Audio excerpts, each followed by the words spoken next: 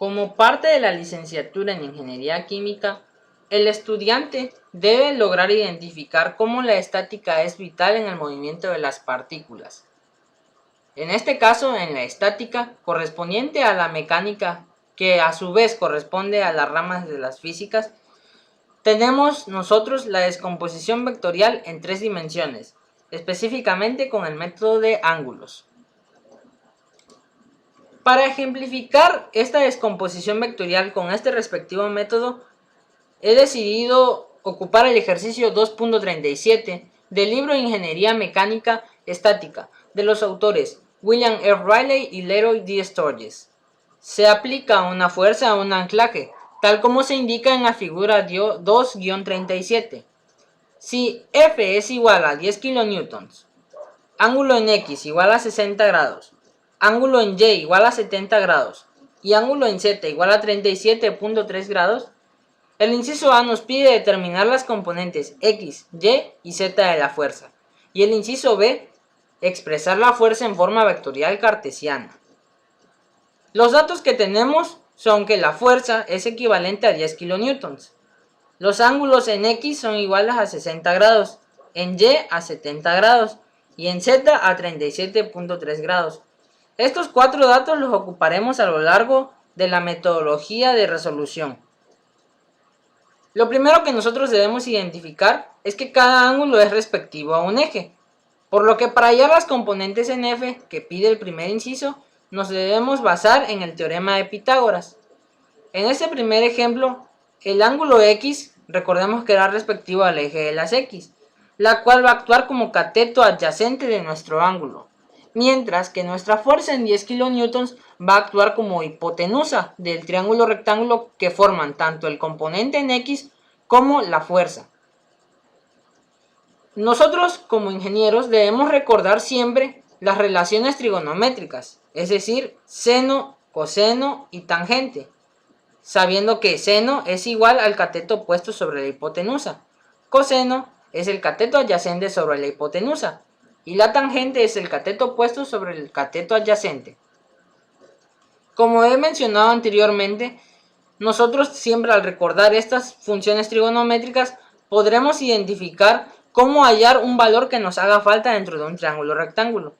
Si observamos detenidamente, esta relación que existe entre un cateto adyacente y su hipotenusa es siempre respectivo a la función coseno, por lo que esa será la función que necesitaremos despejar para hallar los valores que nos piden en los diferentes problemas. En este caso, nosotros vamos a agarrar el coseno de 60 grados, que es el ángulo que nos dieron respecto a X, multiplicado por la hipotenusa, que aquí serán los 10 kN del vector F. Coseno de 60 grados por 10 kN es igual a 5 kN, y este valor corresponde a la fuerza en X que ejercen los 10 kN. Para hallar el valor de las componentes Y y Z, seguimos la misma metodología. Lo único que variará serán el ángulo o bien puede ser que la orientación del triángulo, pero la fórmula seguirá siendo la misma. En este caso tenemos 10 kN por el coseno de 70 grados, lo cual será igual a 3.4202 kN, que son respectivas a la fuerza en Y. Es decir, este es el ángulo formado entre el eje de las Y y la fuerza. Para el componente en Z tenemos que hacer una observación, y es que el vector en este caso ya no está orientado de la misma manera como estaba aquí. Es decir, aquí tenemos un triángulo rectángulo cuya parte más larga está en la base del mismo triángulo. En cambio aquí, la parte más larga del triángulo puede variar y queda de forma vertical. Lo que quiero llegar, o el punto al que quiero llegar, es que sin importar la orientación de nuestro triángulo rectángulo, la función coseno se vuelve a ocupar, pues es el componente en Z el que actúa como cateto adyacente del ángulo que nos dieron anteriormente de 37.3 grados y de la fuerza de 10 kN. Es decir, se ocupa la misma fórmula sin importar la orientación del triángulo. En este caso, los 10 kN se multiplican por el coseno de 37.3 grados, lo cual es igual a 7.9547 kN, que son respectivos a la fuerza en Z. Para el inciso B tenemos una metodología más sencilla. En este caso, la manera de expresar un vector en forma cartesiana contiene la estructura f es igual a i más j más k por la unidad de medida empleada. La i representa el componente en x, la j el componente en y y la k el componente en z. Asociando cada componente tendremos la siguiente respuesta. F es igual a 5i más 3.4202j más 7.9547k kilonewtons. Es decir, los 5 kilonewtons en x solamente se toma su cociente de 5 o el coeficiente 5 y se le añade la i. Al coeficiente en y de 3.4202 se le añade una j y a los 7.9547 en z se le añade una k. Esto siempre dentro de llaves, y después de todo eso hay que añadir la unidad de medida, kilonewtons, sin olvidar siempre poner F igual. Con esto hemos resuelto el problema 2.37 del libro de Ingeniería Mecánica Estática.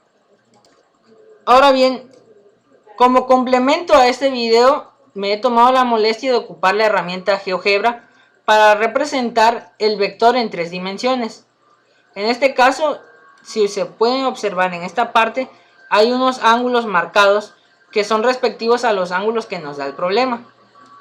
Cuando nosotros nos vamos al método de las componentes, vemos que estos componentes corresponden a nuestra respuesta, es decir, 5i, 3.4202 en j y 7.9547 en k.